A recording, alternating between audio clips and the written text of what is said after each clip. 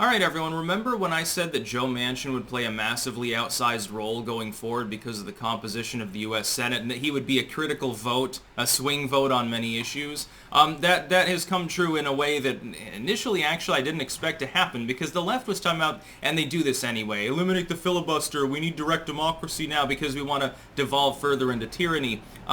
It was never likely to happen, but it was always possible that Kamala would come in, the Dems would hold rank, they would change the Senate rules, and then basically it would become a rubber stamping legislature, because the House is already Democratic, they already rubber stamp whatever Biden wants to do or Pelosi tells him to do, but the Senate usually has more decorum than that.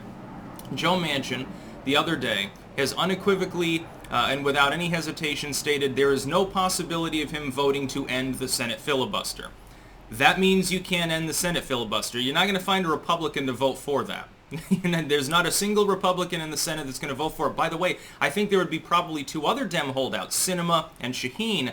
That would make it more bipartisan to maintain the filibuster than to get rid of it, so the far-left geek squad would have a difficult time going forward justifying their rage, their impotent, pathetic outrage. First and foremost, though, before we get into the minutia here, there will be a pinned comment if you're watching this video on YouTube. Keep in mind that I upload 2 of my videos every day, just not to YouTube.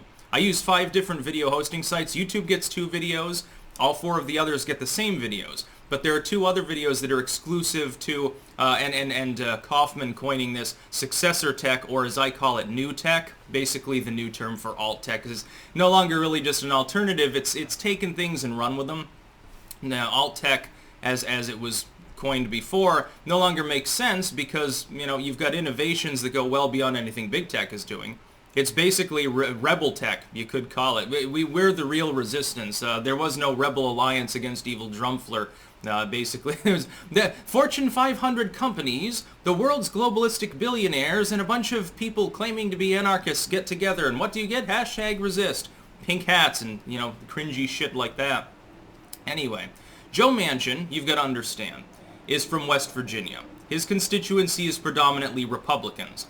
He's in there because he's basically is a Republican who remembers the yesteryear of the Democratic Party back when they stood for something other than post-Carter far leftism.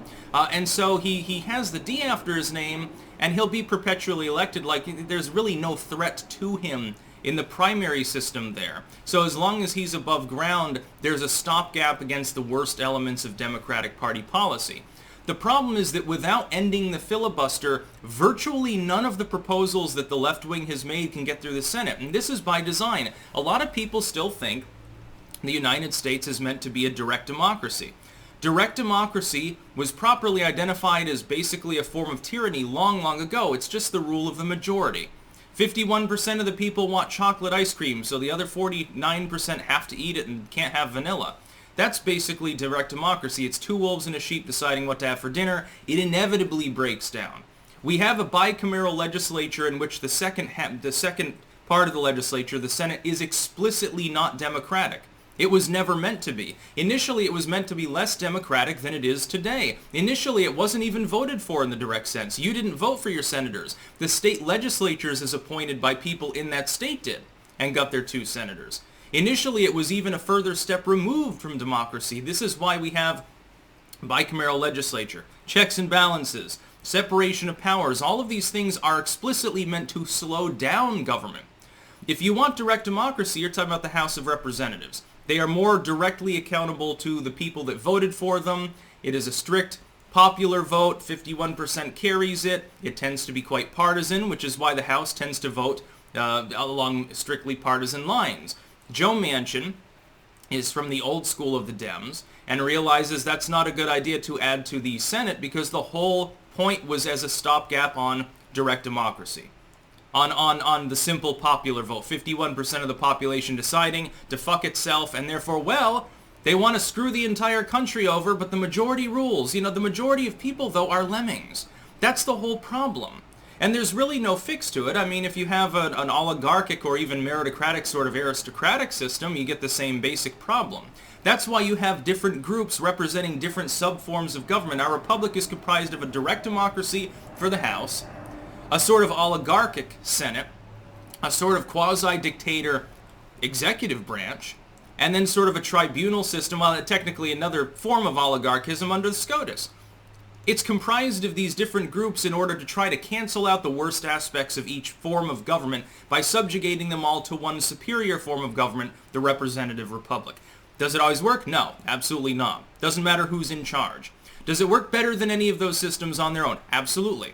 This is why it's absolutely asinine to try to remove the Senate filibuster. It's one of the final stopgaps on preventing the government from overstretching so far that a significant minority of the population gets tired of it and foments revolution. There's a civil war. There's attempts at secession. There's violence and sabotage and so forth. It's an attempt to keep things calmer by slowing them down. And by and large, it works better than any other particular system we can foment. That's why the Senate filibuster exists. The idea, it's Jim Crow. It's been abused by the Republicans. It's been abused by both parties at different times. There are some cases where legislation going forward is a great idea, and it gets blocked, and that's regrettable. But there are more cases where legislation is a bad idea and gets blocked by the Senate. And so, by and large, the positive outweighs the negative, but whatever party is in power is reluctant to continue allowing the filibuster. Because they're like, well, we've got all these wonderful things. Biden's like, well, we've got this great plan we want. We want all this spending, fuck guns, we want to, not police the inner cities while arresting people for mean tweets, basically. He's got all these wonderful leftist ideas that he at least pretends to support in order to win the support of the far left to keep his mandate going so he can give more kickbacks to the corporations pretending to be woke. And now he can't do it because of Joe Manchin, a person from his own party.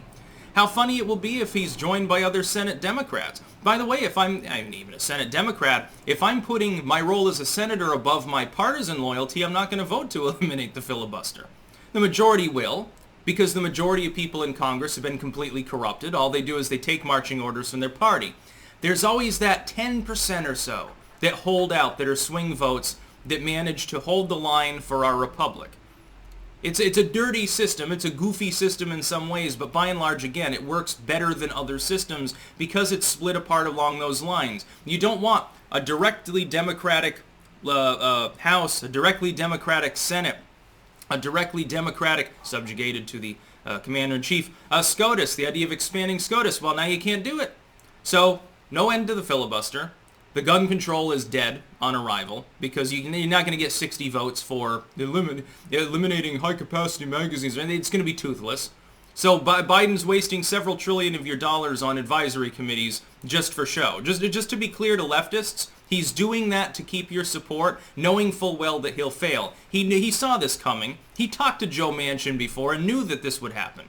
I guarantee it. Of course, the first thing he fucking did was summon Joe Manchin probably to his office, to the basement of the White House so that he could talk to him. Oh, come on, man. Can't you vote to eliminate the filibuster? We got to stop them evil orange mans run by them Vladimir Putins over there. Sounds like a fucking more crazy version of George Bush, Biden does. Thank goodness for Joe Manchin's existence. And keep in mind, he's not like some heroic figure. He still votes along party lines in many ways, but it looks like he's willing to put his power, his role as a senator, up above his partisan role. Partially because his constituents aren't even just Democrats. There's a lot of Republicans there. Oh boy, he's going to get reelected probably by considerable margins over this. He'll run on this. He'll campaign on this, by the way, in West Virginia, and he'll win. And then the Democrats will once again get cognitive dissonance, and they won't understand the role of states in the political system. They look at things in a very top-down, black and white manner, where it's all about the one-party system. We've got one party, one ideology, one set of planks to our campaign, and every candidate has to use them. If they differentiate from them at all, they're attacked by the woke crowd, they're primaried by the Justice Democrats, they're harassed endlessly by Pelosi, or by AOC, or by Bernie Sanders, and it doesn't work. That federal policy doesn't trickle down to the state level. This is why in the 2020 election, the Democrats not only failed to flip a single state legislature, they lost one that they were defending in New Hampshire. They failed resoundingly in the House. They failed in the Senate, despite supposedly having this massive advantage, huge mandate. They gained 2 Senate seats, or 3 Senate seats or something. One of those in a dirty runoff that is honk honk, totally legitimate by the way. Well, with Joe Manchin in the way, you're not doing jack shit. Even if he croaks right now, you'd probably have Sinema and Shaheen standing in your way. So what's the fucking point? Now that he's been brave enough to come out and say, no, the filibuster will stay there, they probably won't even bring it before a vote. They might try to bribe the dude. Oh yeah, here's a bunch of money for West Virginia. Well, he was too old to give a shit at this point. He's been remarkably consistent about these things. So yeah, you should be praising Joe Manchin. The Democrats should have run him, then you'd actually have competent leadership. The problem is with the Democratic Party, the way it is currently, you couldn't get him on a national platform. A lot of people, a lot of relatively talented Democrats, and I use that term loosely and sparingly, are stuck in the legislature or in the gubernatorial situation because the national party won't back them. The Republicans kind of have the same problem. What are the populists doing? They're primarying their opponents out of the way, picking them off because they were anti-Trump. In-party Trump's approval is still in the 90s. So Murkowski probably gets shoved out too, which means there will be one less swing vote the Democrats, by the way, can potentially count on because of their own stupidity and their own overstretching to actually act as a stopgap when the Republicans hold the House and the Senate, which I predict that in 2020 they presumably will. Thank you, Joe Manchin. So yeah, the gun controls DOA. Filibuster remains. Elements of this infrastructure deal will be hotly debated, I'm sure. There's going to be a lot more insertions and redactions from it, trying to get his support. It's going to be a fun time these next 2 years. That's about all. Peace out.